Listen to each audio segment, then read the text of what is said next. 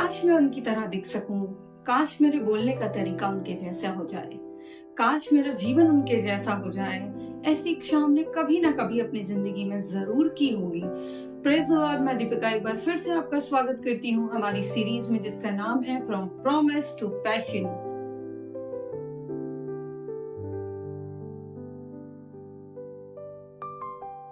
और आज का हमारा टॉपिक है the fall of man and lost glory, मनुष्य का पतन और खोई हुई महिमा। मैं आपके साथ एक बहुत प्यारी सी बात बांटना चाहती हूँ जो आपको मिलती है उत्पत्ति, और ये पूरा अध्याय इसी बात पर जोर देता है कि किस तरह मनुष्य ने अपनी अभिलाषा में फंसकर, जैसा याकूब 1:14 में लिखा है कि मनुष्य अपनी ही अभिलाषा से खिंचकर और फंसकर परीक्षा में पड़ता है।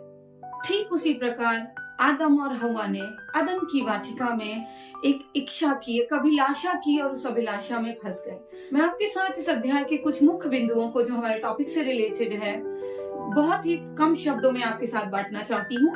यहाँ पर 2 लोगों का वर्णन है शुरुआत में, जहाँ पर सर्प है उस अदन की वाटिका में और ईव वहां पर है, स्त्री वहां पर है, और सांप आता है और पूछता है, क्या परमेश्वर ने तुम्हें वाटिका के वृक्षों का फल खाने से मना किया है?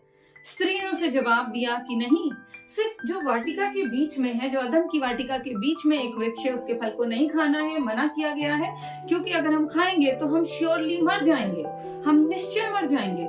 सर्प ने वहां पर स्त्री को ये उत्तर दिया कि तुम अगर इस फल को खाओगे तो तुम नहीं मरोगे। यहाँ शुरू के कुछ पदों में हमें ये देखने मिलता है कि किस प्रकार सर्प स्त्री को बहकाता है और पूछता है, क्या परमेश्वर ने तुम्हें मना किया है कि तुम इस अदन की वाटिका की, इस वाटिका के किसी वृक्ष के फल को मत खाना? स्त्री कहती है कि नहीं, परमेश्वर ने हमें नहीं मना किया है, लेकिन परमेश्वर ने सिर्फ अदन की वाटिका के बीच में जो एक वृक्ष लगाया गया है उसका फल खाने से मना किया है, क्योंकि अगर हम उसको खाएंगे तो हम निश्चय मर जाएंगे। और वहीं पर सर्प ने उत्तर दिया है कि तुम नहीं मरोगे, बल्कि तुम परमेश्वर के तुल्य हो जाओगे। यहाँ पर सर्प ने एक बहुत छोटी सी लाइन रख दी कि अगर तुम फल खाओगे तो तुम परमेश्वर के तुल्य हो जाओगे। ये एक छोटी सी बात उसने स्त्री के कान में छोड़ दी कि तुम परमेश्वर के तुल्य हो जाओगे। और उसी के बाद 6ठी आयत में कुछ ऐसा लिखा हुआ है, और हवा ने देखा कि वो फल खाने में अच्छा, देखने में मनभाऊ और बुद्धि के लिए चाहने योग्य है। और हवा ने वो फल तोड़ा, खाया और आदम को भी दिया। और अंत में उसका परिणाम कुछ यूं हुआ कि जब परमेश्वर शाम के पहर में आया और जब उसने आदम को आवाज लगाई तो और परमेश्वर ने पूछा कि आदम तू कहाँ है? आदम ने कहा कि हे प्रभु, मैं नंगा हूँ। जैसे ही उन्होंने फल को खाया, आदम और हवा ने, उन्हें ये रियलाइज हुआ कि वो बिना कपड़ों के हैं। और जैसे ही उन्हें ये बात रियलाइज हुई, वो छिप गए। वहां पर एक शर्म आ गई, वो छिप गए वहां पर। वो महिमा की चादर जो आदम को घेरे हुए थी, जो हवा को घेरे हुए थी, वो चादर वहां से हट गई और उन्हें ये रियलाइज हुआ कि उनके पास कपड़े नहीं है। वो बिना कपड़ों के अदन की वाटिका में टहल रहे हैं। और वो जब परमेश्वर मिलने आया शाम के पहर, तो वो जाकर वहां छुप गए। और जैसे ही परमेश्वर ने आवाज लगाई कि तू कहाँ है, तो आदम ने एक बात कही, प्रभु मैं नंगा हूँ। और परमेश्वर ने तुरंत ये बात पूछी कि क्या तूने वो फल खाया है?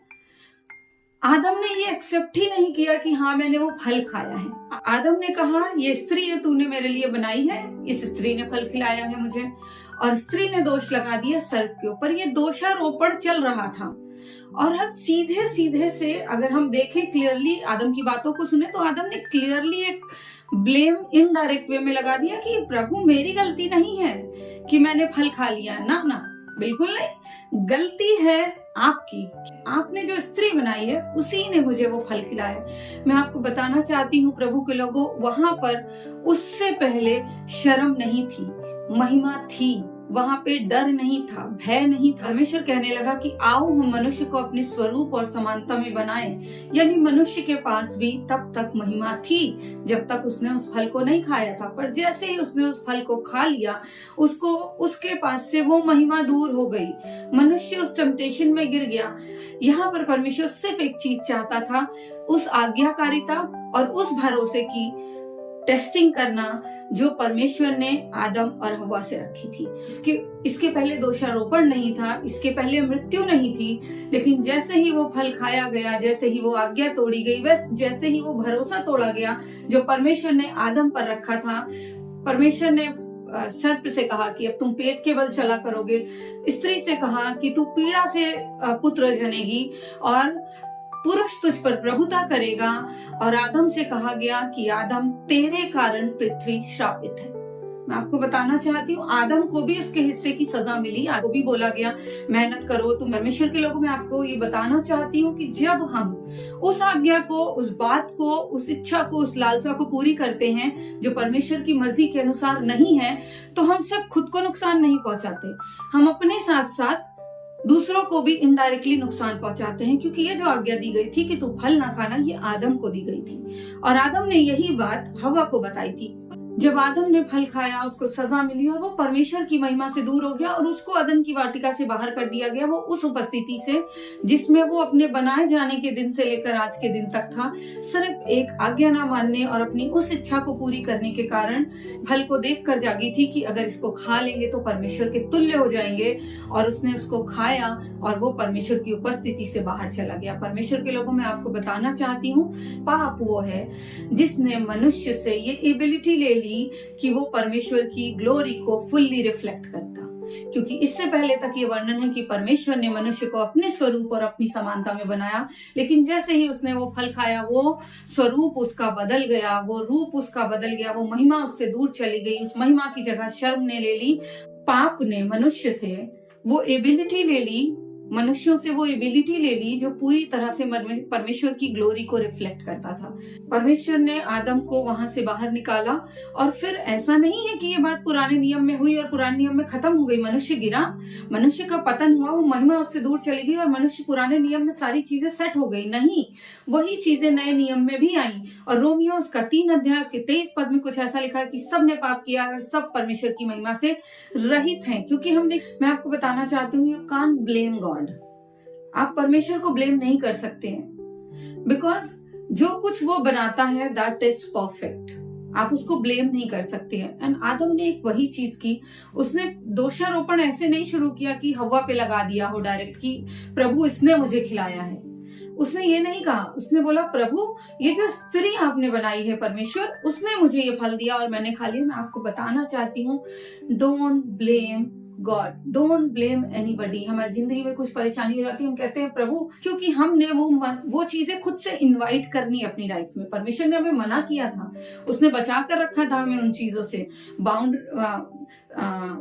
समस्याओं से, परेशानियों से, मृत्यु से, शर्म से, हर तरह के दोष से, हर तरह की ग्लानि से परमेश्वर ने हमें बचा कर रखा था। और हर तरह की, और हमें उस आशीष को खुद से खोया है।